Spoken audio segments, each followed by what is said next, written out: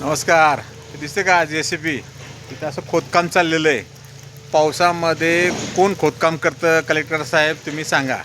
आता कलेक्टर साहेब तुम्ही मोठे आहात का महाबळेश्वर मुख्य अधिकारी मोठे आहेत सांगा मला.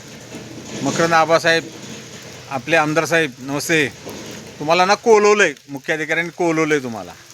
काय तुम्हाला कोलवून ही जी कामं चालू आहेत ना, आणि इथं रोज अपघात होतात.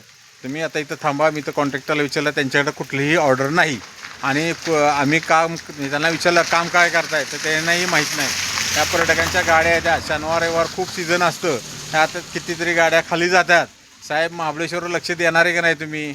आणि पालकमंत्री आपण तिकडं कराडामध्ये मिटिंगा घेताय, जरा महाबळेश्वरला घ्या.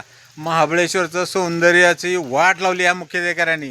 तहसीलदार तर काय विचारायलाच नको या, कारण त्यांचं कुठं वचकच नाही. तर तहसीलदार साहेब आणि मुख्याधिकारी हे कलेक्टरांच्या वरती आहेत. आणि मकरंद आबासाहेब तुम्ही आमदार आहे, तुम्हाला पण कोलवलं आहे. आणि पालकमंत्री जागे व्हा, जरा महाबळेश्वरला या. ही बिकट अवस्था गेलेली, पावसात कुणी नाला काढला जातो का?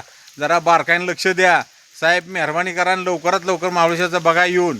आणि आज आपला 13वा दिवस आहे खड्डे मुजवायचा. खड्डा मुजवून झाला आहे आणि मुजवता आज हे 2 काम आपण बंद केले आहेत. त्यांनी खुशाल काम करावं, पण पाऊस उघडल्यानंतर करावं. आत्ता करू नये, कारण अपघात होतात, या दुपट्यामुळे दिसत नाहीत. अनेक स्थानिकांना नाहक त्रास झाला आहे. साहेब तुम्ही जरा महाबळेश्वरला या, जागे व्हा. आणि आमदार साहेब जरा वाईतनं वरती या, तुम्हाला कोलवलं आहे.